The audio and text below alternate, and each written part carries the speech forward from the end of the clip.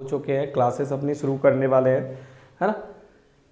देखिए मैं आप लोगों को बता देता हूँ, वर्णमाला कंप्लीट हो चुकी है, संधि अपनी कंप्लीट हो चुकी है और समास अपन शुरू करने वाले हैं। और कुछ लोगों का थोड़ा सा मन में डाउट चल रहा है कि सर हम सिलेबस कंप्लीट करा हो पाएगा कि नहीं हो पाएगा। तो मैं आपको अच्छे से बता पाऊँ, चाहे हम संधि की बात करें या वर्णमाला की बात करें, तो ये दोनों ही टॉपिक इतने ज़्यादा मतलब कहीं ना कहीं देखे जाए तो इतने बड़े टॉपिक भी होते हैं और बड़े के साथ साथ थोड़ा सा आपको अच्छे से पता हो कि इन टॉपिकों में एक चीज़ है कि बेस है, ये आधार है और आधार को आप जितने अच्छे मजबूती से बनाओगे उतना ही ज़्यादा अच्छे से चलेगा। क्योंकि आपको पता हो कि जब भी हम किसी मकान को खड़ा करते हैं तो उसकी नींव जितनी ज़्यादा मजबूत होती है, मकान उतने ही लंबे समय तक रुकता है ना। तो मजबूत अपन बन चुके हैं। गुड मॉर्निंग सभी को, विकास कोटिया, विनीता रानी, वर्षा, शालू, KLP जी, भोलू लोखरे जी, भानु लोखरे सॉरी, है ना, आनंद मिश्रा जी, सभी को बहुत बहुत धन्यवाद जुड़ने के लिए। जैसा कि बेटा मैं आप लोगों को सभी को बता चुका हूँ, शायद आपने इस बात पर गौर नहीं किया, बोर्ड पर किसी को कोई परेशानी आ रही है क्या? जो बोर्ड पे मैंने समास लिखा हुआ है वो दिख रहा है क्या? और मेरी आवाज आप लोगों तक पहुंच रही है क्या? जल्दी से बस इतना सा और बता दीजिए, है ना। बस केवल इतना। देखिए आप सिलेबस की चिंता मत करिए, वो मुझ पे छोड़ दीजिए, सिलेबस कैसे खत्म कराना है, ठीक है। सिलेबस को स्टाम्प पेपर पे लिख के दे सकता हूं कि भाई समय से पहले खत्म करा दूंगा, वो मुझ पे छोड़िए आप, ठीक है। चलिए सब क्लियर है। हाँ आज से समास स्टार्ट होगा। हाँ आप बस सिलेबस की चिंता मत करिए। देखिए हम अच्छे से जानते हैं कि केवल और केवल अपना टारगेट ये नहीं है कि सिलेबस मिल गया और काम खत्म कराना, वरना आप अच्छे से जानते हो कि भाई नोट्स अवेलेबल करा दो, बोल करके खत्म करा दो, बोर्ड पे इतने लिखने की आवश्यकता भी ना पड़े। आप सब चीज जानते हो। मुझे स्लाइड लगाने में 1 मिनट का टाइम भी नहीं लगेगा, स्लाइड बनाऊंगा एक दिन में बहुत सारी क्लासेस अपन खत्म कर सकते हैं। लेकिन हमारा उद्देश्य दूसरा है, हिंदी भाषा है उसे सीखने का प्रयास करें, रटने का नहीं। क्योंकि रटोगे, क्योंकि हिंदी में एक चीज है क्या है कि जैसे जीएस का क्वेश्चन है तो फैक्टेबल बन सकता है। फैक्टेबल मतलब भाई आपसे पूछ लिया कि मुख्यमंत्री कौन है तो मुख्यमंत्री कौन है वही बताओगे, प्रधानमंत्री कौन है तो वही बताओगे, है ना।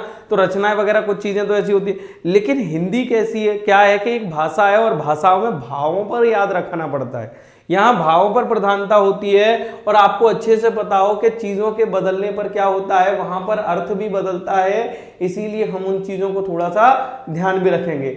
आज बोर्ड कहीं चमक रहा है क्या? क्योंकि रोजाना कहीं ना कहीं थोड़ी सी परेशानी हमें आती है, सर बोर्ड चमक रहा है, और बोर्ड कहीं अगर दिख रहा हो जैसे चमकते हुए तो आप मुझे बता दीजिए, क्योंकि वहां लिख जाता है तो आपको वहां से देखने में या उतारने में थोड़ी सी समस्या आती है।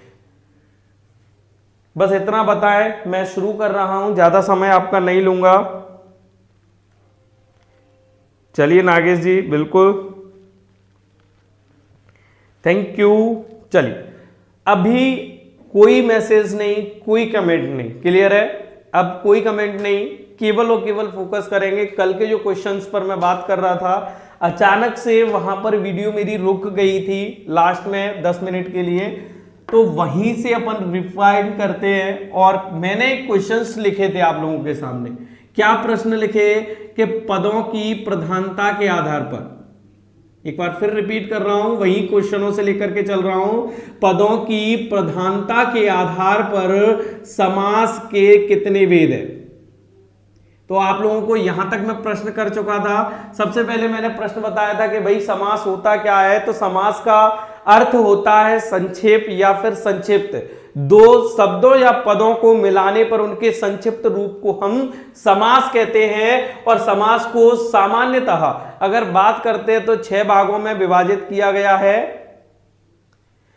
6 भागों में विभाजित किया गया है। और वहीं अगर बात करते हैं तो पदों की प्रधानता के आधार पर समास के 4 भेद माने जाते हैं। तो पदों की प्रधानता के आधार पर, हाँ थोड़ा सा बड़ा लिखा हुआ है ना, समास के कितने भेद है, ये मैंने पूछा भी था। और आप लोगों में से कई लोगों ने प्रश्न का उत्तर भी दिया था कि मैंने पूछा भी गया था 6, दूसरे में 5 बताया था, तीसरे में 3 बताया था और चौथे में 4, है ना। तो कुछ लोगों के आंसर्स 6 आ रहे थे, और सामान्यतः हम क्या पढ़ते हैं बेटा कि समास के भेद कितने 6। लेकिन याद रखा जाए जब वो यहां पर बात कर रहा है पदों की प्रधानता के आधार पर, तो पदों की प्रधानता के आधार पर 4 भेद होते हैं। अभी मैं आप लोगों को बताऊंगा कि कौन कौन से होते हैं वहां और क्यों होते हैं। दूसरा प्रश्न था वो ये था, इनमें से कौन सा समास का भेद नहीं है? इनमें से समास का भेद नहीं है ना। पहला था, मैंने लिख दिया था अव्ययी भाव, दूसरा तत्पुरुष, तीसरा कर्मधारय और चौथा था द्वंद्व, है ना। इसमें से आंसर्स मैंने आप लोगों को कर्मधारय बताया था। कौन सा बताया था? कर्मधारय। यहां तक अपन कर चुके हैं, यहां तक अपन कर चुके थे। इसके आगे की प्रक्रिया को अपन शुरू करेंगे, ठीक है।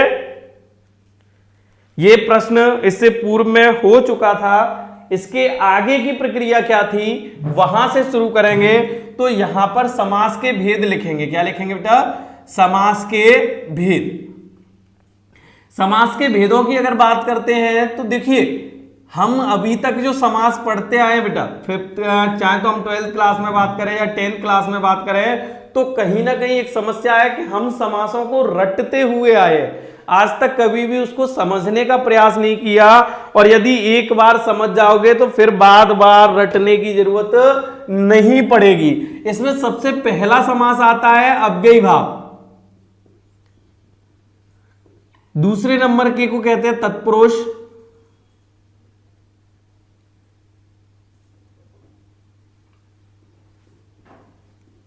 तीसरे नंबर का कर्मधारय,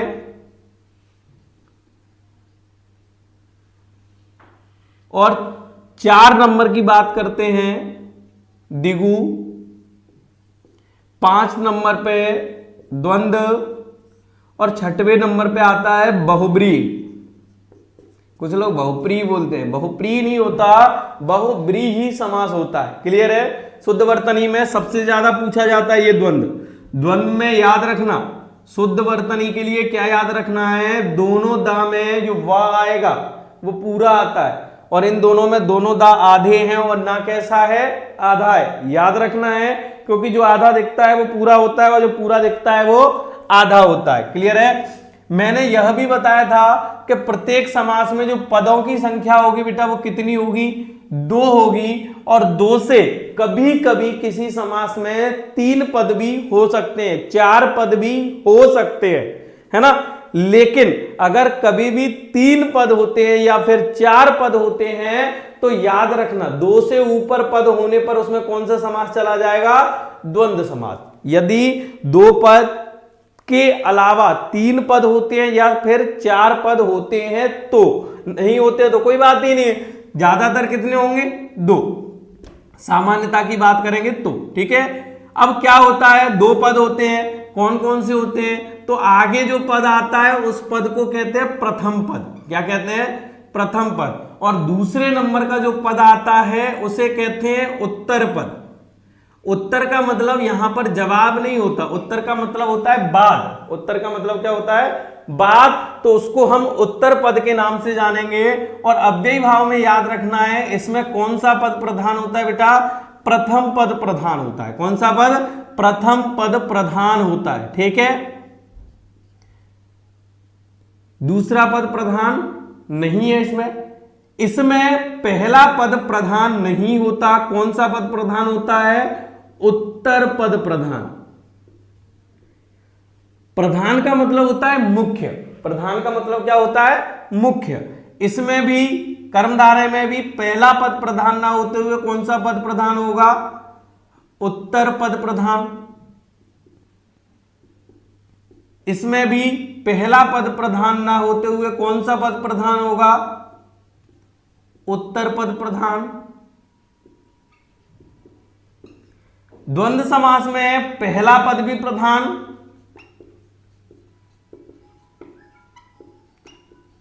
और उत्तर पद भी प्रधान। और बहुब्रीहि समास में ना तो पहला पद प्रधान और ना ही दूसरा पद प्रधान, ना तो पहला प्रधान होता है और ना ही दूसरा प्रधान होता है, इसमें तीसरा पद प्रधान होता है। क्या याद रखना है? हां, याद रखना है कि इसमें तृतीय पद प्रधान होता है। कौन सा होता है बेटा?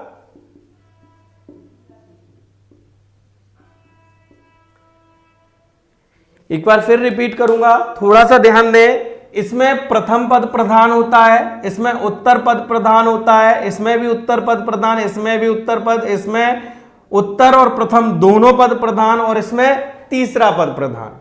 अब आपने एक चीज को यहां पर ध्यान दिया हो तो इन तीनों की अगर बात करते हैं तो तीनों में जो पद प्रधान है वो कौन सा है? बाद वाला, मतलब दूसरे नंबर का। तो इसमें तत्पुरुष की जो परिभाषा होती है उसका मतलब होता है जिसमें उत्तर पद प्रधान हो उसे तत्पुरुष समास कहते हैं। तो याद रखना, तत्पुरुष का उपभेद मानते हैं कर्मधारय को। कर्मधारय को क्या मानते हैं? तत्पुरुष का उपभेद मानते हैं, स्वतंत्र भेद नहीं मानते। और दिगु समास को काय का उपभेद मानते हैं? दिगु को काय का मानते हैं? कर्मधारय का। अब आप पूछोगे कैसे? तो देखिए, आपने अच्छे से देखा होगा कर्मधारय समास में विशेषण और विशेष्य पूछा जाता है। पूछा जाता है कि नहीं जाता? और विशेषण विशेष्य जब पूछा जाता है तो आपने पता हो कि विशेषण का एक भेद होता है संख्यावाचक विशेषण। कर्मधारय में विशेषण विशेष्य आया और विशेषण का भी भेद होता है संख्यावाचक विशेषण। होता है कि नहीं होता? तो याद रखना, देखिए पदों की प्रधानता पे तो पहला पद प्रधान, उत्तर पद प्रधान, दोनों पद प्रधान, तीसरा पद प्रधान। एक भेद, दूसरा भेद, तीसरा भेद और चौथा भेद। यानी कि पदों की प्रधानता के आधार पर समास के 4 भेद होते हैं बेटा। कितने होते हैं? 4। इनमें से समास का भेद नहीं है। तो भाई अव्ययी भाव स्वतंत्र भेद है, तत्पुरुष स्वतंत्र भेद है, द्वंद्व स्वतंत्र भेद है, लेकिन कर्मधारय उपभेद माना जाता है। क्या माना जाता है? उपभेद माना जाता है। काय का? तत्पुरुष समास का उपभेद होता है, ये एक स्वतंत्र भेद नहीं है। याद रखना इस चीज को। देखिए, हमें सामान्यतः जब तक हम 12th से अब तक पढ़ते आए तो हमें पता है कि 6 भेद होते हैं। तो याद रखना है 6 ही लगाने। याद रखना है, क्या याद रखना है? 6 ही लगाने। लेकिन प्रश्न बदलता है कि पदों की प्रधानता के आधार पर कितने हैं, तब हमें इस चीज को ध्यान में रखना पड़ेगा कि पदों की प्रधानता के आधार पर 4 हैं। एक ये हो गया, एक ये हो गया, तीसरा ये हो गया और चौथा ये हो गया। क्लियर है? कौन कौन से? अव्ययी भाव, तत्पुरुष, द्वंद्व और बहुप्री। कर्मधारय और दिगु को तत्पुरुष समास का उपभेद माना जाता है, लेकिन बाद में इनको स्वतंत्र भेद के रूप में मान्यता दे दी गई, इसीलिए वर्तमान में 6 भेद हैं। लेकिन अभी भी प्रश्न आता है कि पद पर आधारित, पदों के आधार पर कितने बांटेंगे? तो पदों के आधार पर हम केवल 4 पर ही चर्चा रखेंगे। इस चीज का अपन को थोड़ा सा ध्यान रखना पड़ेगा। क्लियर है? यहां तक किसी को कोई परेशानी है क्या?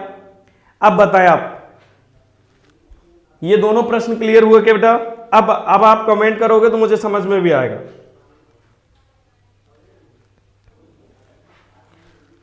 जल्दी बताएं।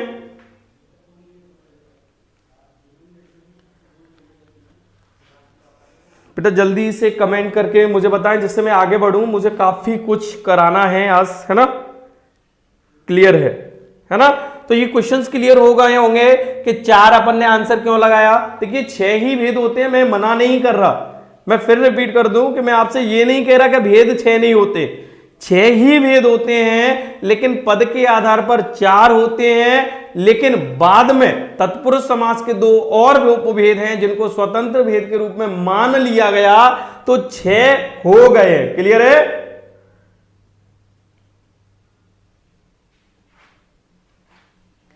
दिगु के साथ में 4 की कंडीशन कैसे बेटा? प्रशांत खन्ना क्या पूछना चाह रहे बेटा?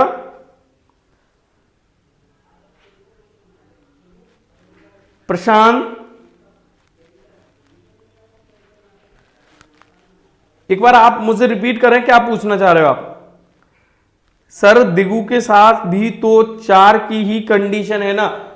देखिए बेटा, मैं बताऊं आपको, ये प्रधान है, यहां उत्तर पद प्रधान है तत्पुरुष में। देखिए इसमें मान के चलो एक पद प्रधान, ठीक है, दूसरा नहीं है। इसमें दूसरा प्रधान, पहला नहीं है। इसमें पहला प्रधान भी, दूसरा प्रधान भी। इसमें ना तो पहला प्रधान है और ना दूसरा प्रधान है। कौन सा प्रधान है? तीसरा। अब आप देखो, पहला प्रधान, दूसरा प्रधान, दोनों प्रधान, तीसरा प्रधान। भाई पद तो दो ही होते हैं क्या नहीं होते? पहले पहला आ गया, फिर दूसरा आ गया, फिर दोनों आ गए और फिर दोनों नहीं आए। भाई संख्या दो ही चीजों को तो ले सकते हैं कि नहीं ले सकते? क्लियर है? अब क्लियर हुआ क्या? यहां पहला प्रधान हो गया, यहां दूसरा प्रधान हो गया, यहां दोनों आ गए और यहां एक भी नहीं आया, तीसरा आया। भाई पद तो दो ही होंगे कि नहीं होंगे? हां बेटा, दिगु कर्मधारय जैसा ही है और इसीलिए दिगु समास को कर्मधारय का उपभेद मानते हैं। जैसे नदियां आप पढ़ रहे हो तो कोई बड़ी नदी है और अन्य नदियां उसमें शामिल हो जाती हैं तो उन्हें हम सहायक नदियों के रूप में मानते हैं कि नहीं मानते? मेन नदी थोड़ी कह सकते हैं। जैसे कोई पेड़ है, अगर पेड़ की शाखाएं बहुत सारी हो सकती हैं तो उन्हें हम अलग से पेड़ थोड़ी कहेंगे, ये तो उसकी शाखाएं, यानी कि उनका उपभेद है, स्वतंत्र भेद नहीं है। ठीक है प्रशांत बेटा, क्लियर हुआ क्या?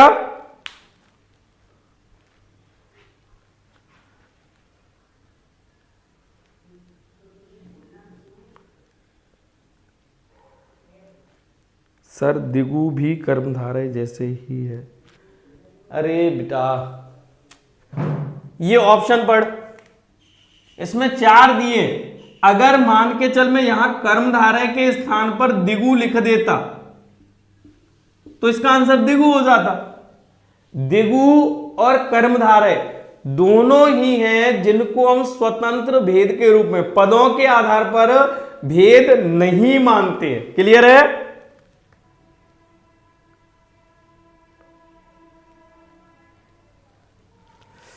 अरे भैया, इसमें तो पद होते ही नहीं है, दोनों पद तो एक ही है। कौन सा? केवल तीसरा। 2 से अधिक पद का मतलब होता है जैसे तन, मन, धन। 1 पद, 2 पद और 3 पद, तीनों की तीनों ही आ रहे हैं और तीनों की तीनों ही प्रधान है। और जिसमें सभी प्रधान होते हैं वो कौन सा होता है? द्वंद्व होता है। ठीक है सिद्धार्थ, देखिए केवल सिलेबस खत्म कराना उद्देश्य नहीं है ना। अपन ये सोचें कि केवल सिलेबस खत्म कराना उद्देश्य है, तो सिलेबस खत्म कराना उद्देश्य नहीं है, चीजों को क्लियर करो। अभी क्लियर हुआ क्या? ओके, चलिए आगे चलते हैं। और आगे चलने पर सबसे पहला वाला समास अपन पढ़ते हैं, अव्ययीभाव समास। क्या पढ़ेंगे?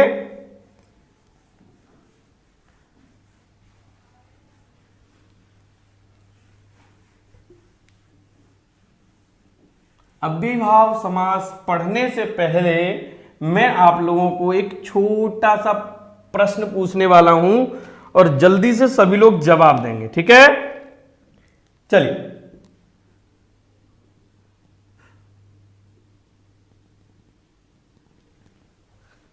29 में कौन सा समास है? जल्दी बताइए फटाफट से।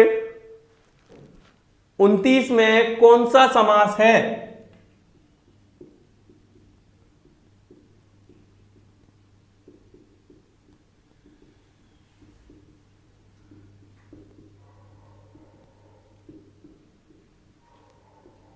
सभी जवाब देंगे बेटा, है ना? ऑप्शन देख लो पहले, ऑप्शन शायद आप लोगों को नहीं पता तो ऑप्शन देख लो।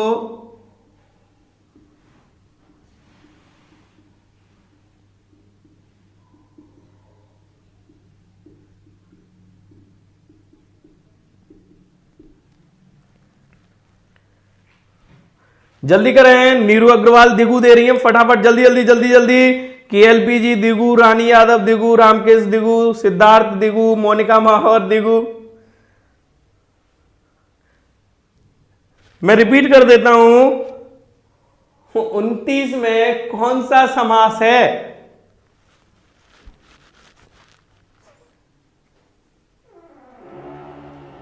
जल्दी करें बेटा, ये क्लास ऑनलाइन है, अगर ऑफलाइन होती तो और ज्यादा मजा आता।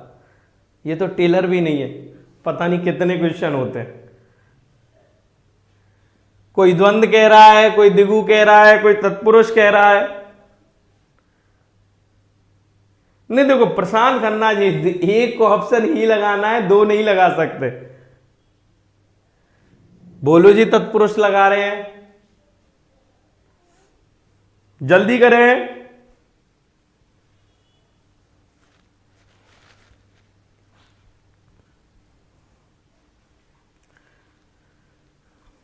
शिवानी तोमर डी आंसर दे रही है। देख लो भाई, कोई सी, कोई डी, कोई ए। चलिए अब हम बात करते हैं प्रश्न पर। तो अच्छा इतना बताइए सिंपल ही, आप पढ़े लिखे इंसान हो और पढ़े लिखे हो तो बता ही सकते हैं।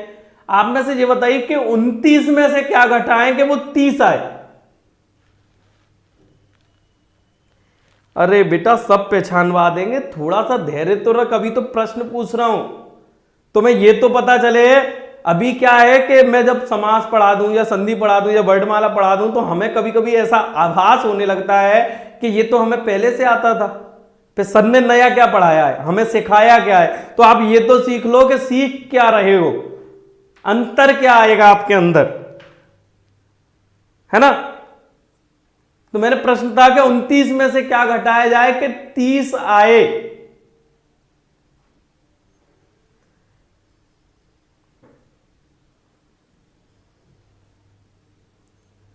देखिए वही कह रहा हूं, थोड़ा सा अंतर समझ लीजिए, प्रश्न पूछ रहा हूं और हर प्रश्न को अगर मैंने यहां लिखा है तो कोई ना कोई वजह जरूर होगी। हम किताबों से बहुत सारी चीजें क्लियर नहीं कर सकते। देखिए अब देखिए, आप मैथ वाला तो मैं हूं नहीं, मैं तो हिंदी वाला हूं। तो लिखा क्या है,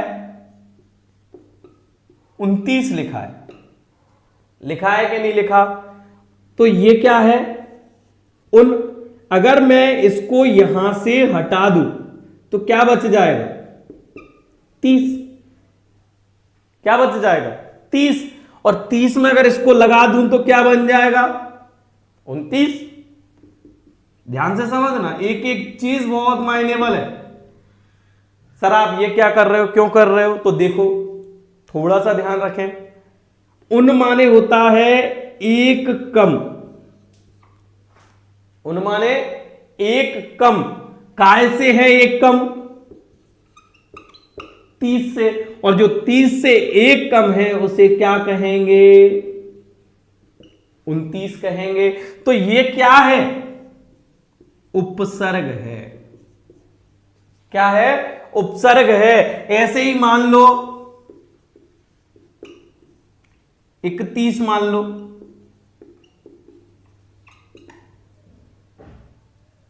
30 में क्या जुड़ा है, एक जुड़ा है। एक का मतलब एक अधिक, इसीलिए तो 60 में एक जोड़ो तो 61, 60 में एक जोड़ो तो 61 और 60 में से एक कम करो तो 59। होता है कि नहीं होता, एक अधिक जोड़ो तो 61 और एक कम करो तो 59। है तो वो 60 वाला ही नियम, वही नियम यहां। अगर एक कम करना है तो उन लगा दो, और उन क्या है, उपसर्ग है। एक अधिक करना है तो एक लगा दो, एक भी क्या है, उपसर्ग है।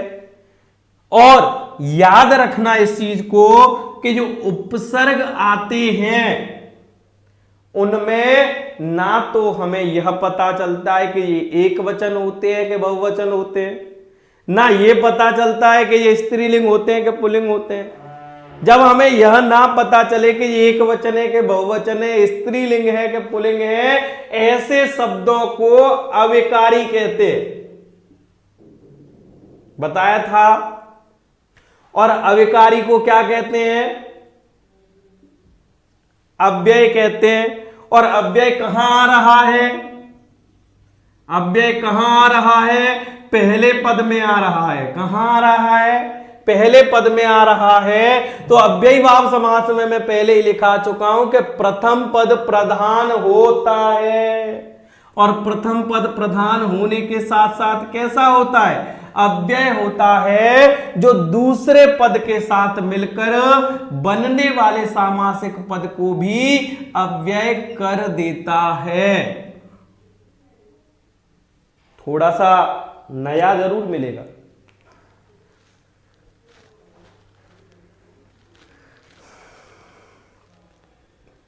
अच्छा अभी तक आपने समास नहीं पढ़े। वैसे धीरज नागर जी, इसीलिए मैं ऐसा पढ़ा रहा हूं कि मैं एक एक चीज को अभी मैंने समास शुरू नहीं की, अभी समास शुरू नहीं किया, क्योंकि अभी मैंने कुछ बताया नहीं। जब तत्पुरुष कराऊंगा तो कारक कराऊंगा, उसके बाद तत्पुरुष कराऊंगा। अब देखिए, मेरे हिसाब से इसका आंसर आप लोगों को पता चल गया होगा। कौन सा आंसर होगा? अव्ययी भाव समास। क्लियर है?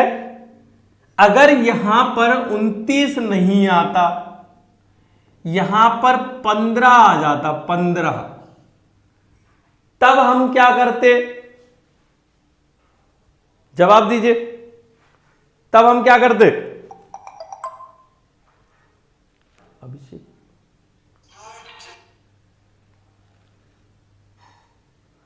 जल्दी बताएं। अभी इसका आंसर क्या होगा? देखिए, केवल और केवल क्लास ले लेने से एग्जाम पेपर नहीं निकलेगा।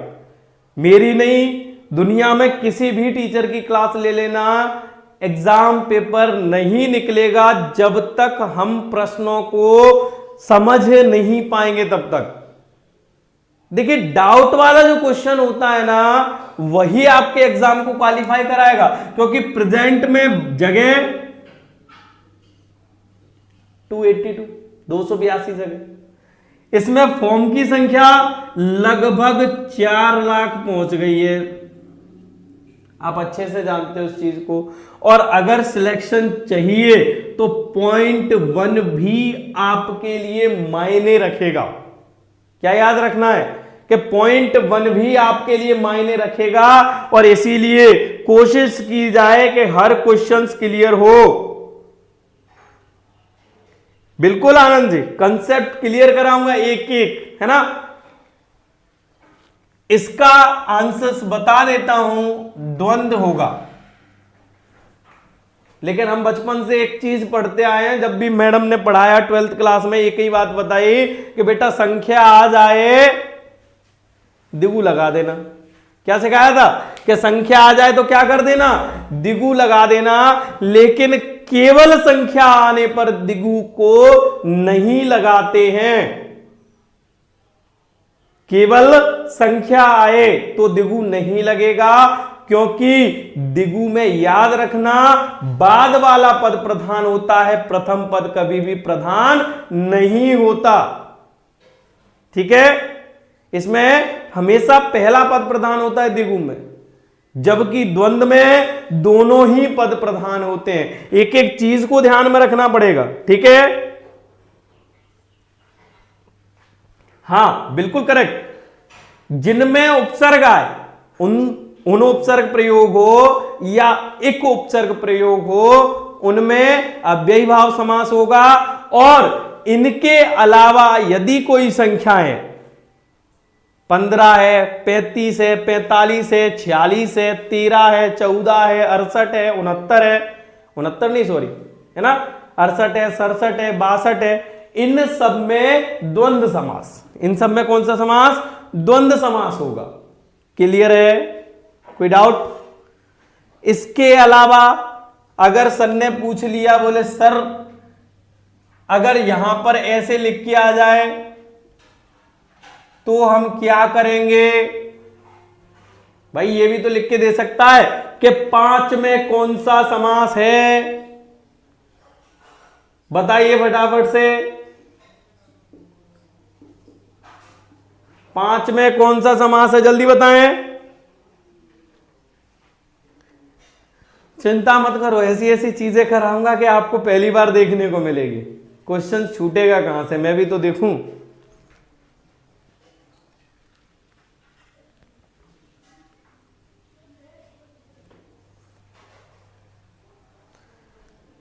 ओ भाई कुछ तो बताओ।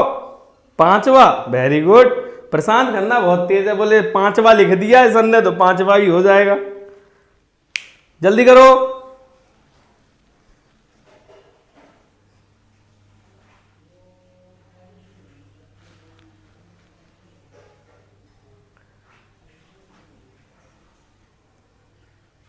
भाई साहब जल्दी जल्दी जवाब दे दिया करो, समय इतना नहीं होता। अव्ययी भाव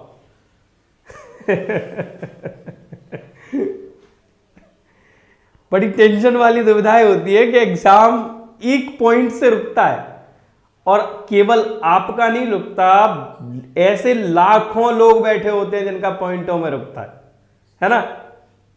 तो वो पॉइंटों में क्यों रुक रहा है, वही तो देखना है।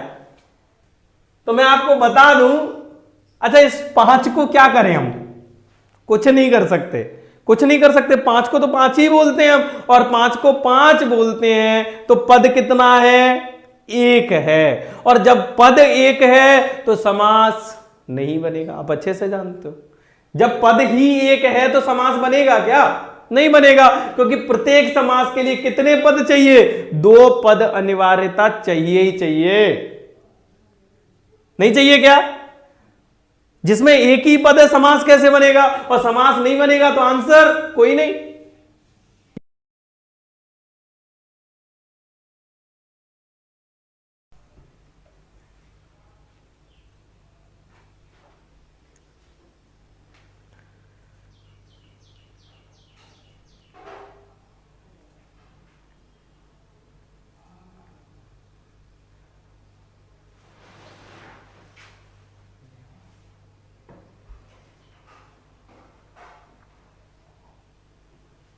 बेटा अगर बफरिंग हो जाती है तो कभी कभी दोबारा से वीडियो पे जाकर के भी आप क्लिक कर सकते हो, है ना?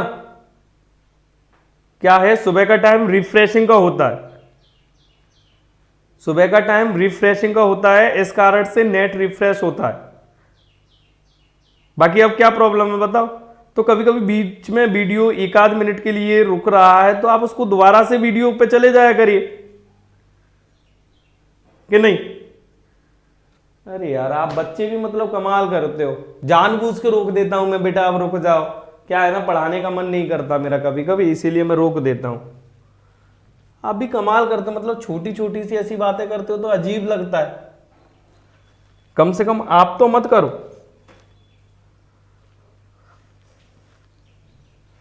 है ना? चलिए, क्या बात कर रहा था मैं? लिखाने वाला था, नोट करेंगे बेटा,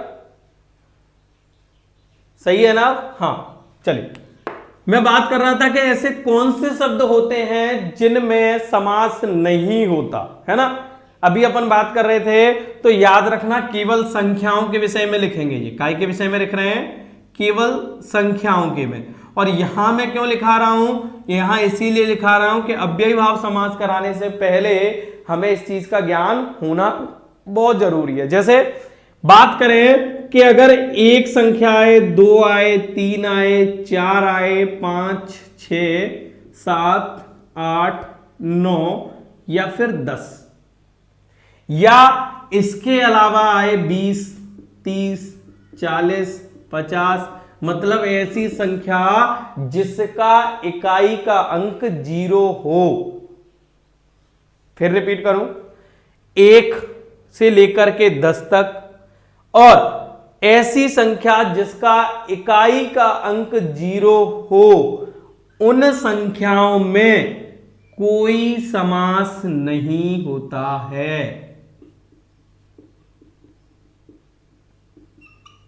क्या याद रखना है? ऐसी संख्याएं हैं 1 हो, 2 हो, 3 हो, 4 हो, 5, 6, 7, 8, 9, 10, है ना, या जिसका इकाई का अंक 0 आए, ऐसी संख्या में कोई समास नहीं होता। क्यों? क्योंकि इनमें एक पद होता है।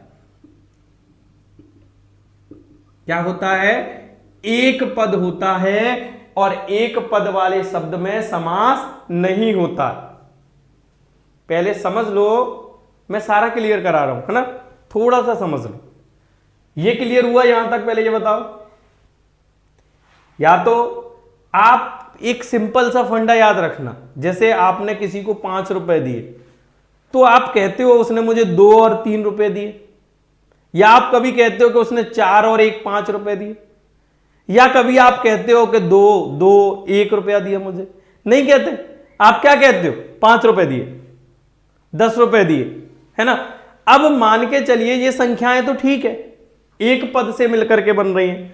अब कुछ कहेंगे कि सर, हम कहते हैं सर 20 को, हम कहते हैं उसने मुझे 10 रुपए दिए, 10 और 10 20 रुपए दिए, ऐसे कह सकते हैं हम, लेकिन ऐसा नहीं कहते हम। आप बुजुर्गों के पास जाते हैं, जैसे दादी है ना, दादाजी, तो हमें वो पैसे दिए, उन्होंने 100 रुपए उन्होंने मुझे दे दिए, और 100 रुपए मुझे देने के बाद कहा कि बेटा एक काम करना, बाजार चला जा, सामान ले आइयो। मान के चलिए वो सामान 48 रुपए का आया। कितने रुपए का आया?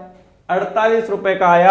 अब दादी को वो पैसे बताने, अब वो ज्यादा पढ़े लिखे तो नहीं है, तो आप कैसे बताओगे? कैसे बताओगे? तो हम बताते हैं कि दादी 50, 2 कम 50 आए, या तो देख ये कह सकते हैं 2 कम 50 बता सकते हैं, क्योंकि दादी को 50 का ज्ञान तो होता है, लेकिन 48 का ज्ञान नहीं होता। या फिर हम क्या कह सकते हैं कि बोले दादी 40 और 8 के आए, यही कहेंगे कि नहीं कहेंगे? तो ये क्या बन गया? 40 और कितने?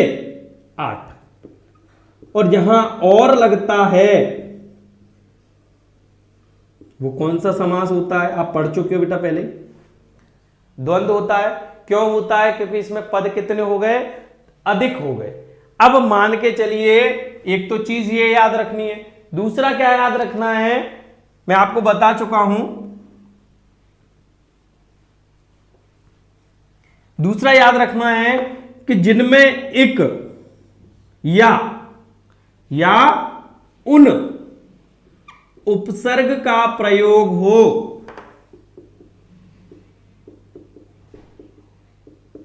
ऐसी संख्याओं में क्या होगा? ऐसी संख्याओं में क्या होगा? तो याद रखना है, एक या उन उपसर्ग का प्रयोग हो, ऐसी संख्याओं में अव्ययी भाव समास होगा। याद रहेगा, चाहे 31 आ जाए, 29 आ जाए, 61 आ जाए, 59 आ जाए, ऐसे लिख के नहीं आएंगी, आपको अच्छे से पता हो। 31, 29, 61, 59, है ना। 49 को क्या बोलते हैं? आपको अच्छे से पता हो। जैसे खरगोन साइड में अगर अपन चले जाएं तो वहां पर 49 नहीं कहा जाता है, 49 कहा जाता है। क्या कहा जाता है? 49 कहा जाता है। 49, 50 से कितना कम? 1 कम, और 1 कम कितना हो जाता है? 49 होगा। क्लियर है? तो 2 कम 50 भी बोलेंगे तो 2 पद हो गए, 2 और 50 के नहीं होगा। एक और याद रखना है, इसके अलावा अन्य संख्याओं में कौन सा समास होगा? द्वंद्व। ठीक है, 12 में, 13 में, 15 में, 16 में, 17 में, 18 में, 22 में, 24 में, 26, 43, 45, 48, सब में कौन सा समास होगा बेटा? द्वंद्व समास होगा। क्लियर है?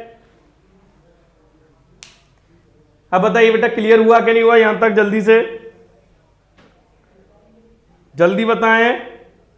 और इस चीज को थोड़ा सा ख्याल रखा करिए, कभी कभी देखिए अब अन्य की अपेक्षा बफरिंग नहीं होती, आपको अच्छे से पता है, लेकिन कभी कभी वीडियो में एक आध मिनट के लिए बफरिंग आती है, तो थोड़ा सा उसको रिफ्रेश कर लिया करो। ये हाथ की बात नहीं होती है। अगर ऑफलाइन क्लास होती तो आपको इतना भी कहने की जरूरत नहीं पड़ती, आप अच्छे से जानते हो, क्योंकि इसमें कोई मजा नहीं आता है हमें कि हम अपनी खुद की क्लास खराब करें।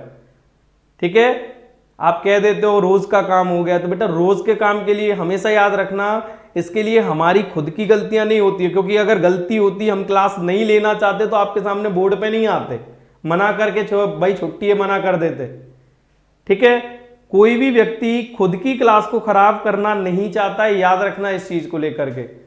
लेकिन अगर कभी एक आध मिनट का बफरिंग होता है तो वो नेट का इश्यू हो सकता है, तो आप दोबारा से जाकर के उसको व्हाट्सएप पे चले जाया करिए, दोबारा से लिंक को रिफ्रेश कर लीजिएगा, है ना।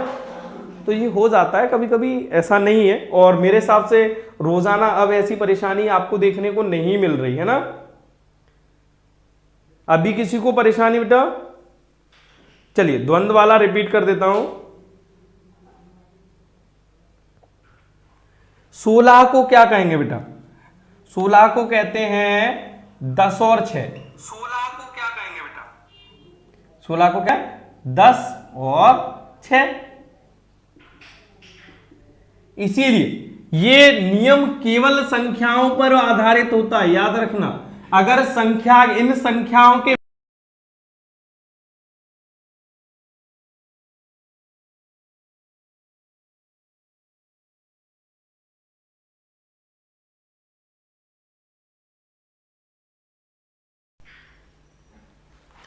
16 में पद कैसे होंगे बेटा? देखो 10 और 6, या फिर अपन थोड़ा सा ध्यान रखें, जैसे कोई संख्या है, अगर संख्या के बाद कोई पद आ जाता है, संख्या आ रही है कहीं और संख्या के बाद पद आ जाता है, तो वहां पर याद रखना बेटा द्विगु होगा। कौन सा होगा? द्विगु होगा। 16 में क्यों है 10 और 6? क्योंकि 10 स्वतंत्र पद है। देखो स्वतंत्र पद कौन कौन से दिख नहीं रहे, ये स्वतंत्र पद ही तो है। 10 जीरा, 6 जीरा, एक पद जीरा, एक पद जीरा, 10 और 6 16, 2 पद हो गए कि नहीं हो गए? अभी कोई परेशानी जल्दी बताएं।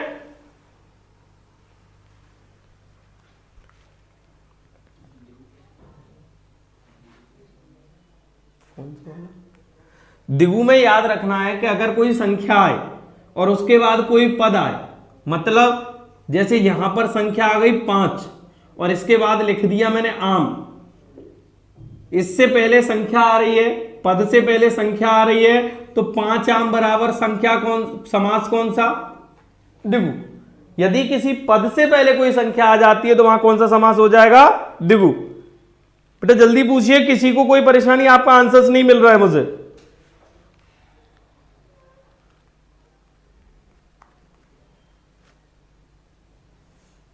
जल्दी देखें।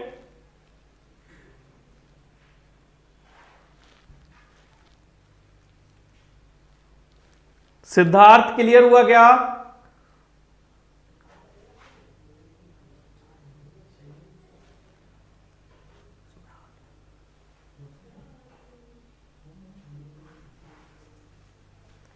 ओके ओके ओके ओके, चलिए ठीक है बेटा। मेरी सुनिए, यहीं तक क्लास आज रखेंगे, इसके बाद कल अपन अव्ययी भाव समास को क्लियर करा के आगे बढ़ेंगे। और मेरे हिसाब से आज ऐसी बहुत सारी चीजें नई सीखी होंगी जो शायद समास को पढ़ते समय आप में क्लियर नहीं कर पाई होंगी, यानी अभी तक आपको किसी किताब में ये सारी चीजें देखने को नहीं मिलेंगी, याद रखना है। और कल से अपन अव्ययी भाव कराएंगे और अव्ययी भाव के बाद अपन कारक पढ़ाएंगे, ठीक है ना। कारक को भी पढ़ाऊंगा, क्योंकि कारक नहीं पढ़ाऊंगा तो तत्पुरुष समास क्लियर नहीं होगा, इसलिए मैं स्टेप बाय स्टेप चल रहा हूं, है ना। आप सोच रहे होगे कि सर ये क्या बता रहे हैं, अभी तक शुरू नहीं कराए हैं। देखिए बहुत सारे टीचर हैं, आपको यूट्यूब पे कई सारे टीचर मिल जाएंगे जो दावा करते हैं कि 1 घंटे में समास खत्म, एक वीडियो में समास खत्म, आधे घंटे में समास खत्म। कुछ लोग तो ये कह देते हैं केवल 10 मिनट की वीडियो में समास खत्म। तो वो 10 मिनट की वीडियो वाले समास तो खत्म मैं भी करना जानता हूं, ऐसा नहीं है। जब ये इतना डिटेल पढ़ा सकता हूं तो शॉर्ट ऑफ चीजें नहीं करा पाऊंगा, ऐसा हो ही नहीं सकता, ठीक है। पर 10 मिनट में पेपर नहीं निकलेगा। आप समास सीख जाओगे पर पेपर नहीं निकलेगा। पेपर निकालने के लिए एक एक चीज को बहुत बारीकी से पढ़ना पड़ेगा। ठीक है बेटा, तो इस चीज को थोड़ा सा यहां फोकस करें कि 10 मिनट का समास नहीं पढ़ना है। हाँ, एक बात की गारंटी दे रहा हूं, एक बार पढ़ लो केवल, दोबारा किसी टीचर के पास आपको पढ़ने जाने की जरूरत नहीं पड़ेगी, ये मेरी गारंटी है। किसी किताब का प्रश्न छूट जाए, ये भी मेरी गारंटी है कि भाई प्रश्न नहीं छूटेगा, और इससे ज्यादा क्या ले सकते हो। ठीक है,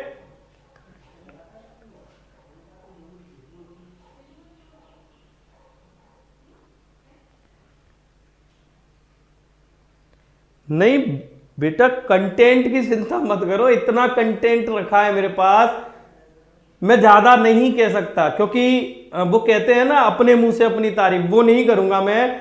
बस केवल इतना कहूंगा कि जो कंटेंट मैं यहां इस बोर्ड पे कराता जाऊं, उस कंटेंट को किसी के साथ भी मैच कर लेना। जो आपको सबसे अच्छा ऐप लग रहा हो ना, YouTube की जो सबसे अच्छी क्लास आपको देखने को मिल रही हो, उससे कंटेंट कंपेयर कर लेना। अगर 1% भी कम निकल रहा है ना, 19-20 का भी अंतर अगर दिख रहा है, तो मेरे YouTube चैनल को क्या मुझे छोड़ के चले जाना है यार। ठीक है, तो कंटेंट तो बहुत जबरदस्त है, बस थोड़ा सा गेन करने की जरूरत है। आप कितना ले रहे हो? अभी द्वंद्व समास वही मैंने शुरू भी नहीं करा है। अभी तक समास केवल क्या है, समास की परिभाषा है, समास के भेद हैं, और समास के एग्जाम्पल करा दिए, खत्म कहानी। भाई वो भी मैं भी करा सकता था भाई, आज और कल में समास खत्म हो जाते, लेकिन क्या समास खत्म होने से आपका क्लियर होता? तो केवल समास क्लियर कराना है, खत्म कराना नहीं है। ठीक है।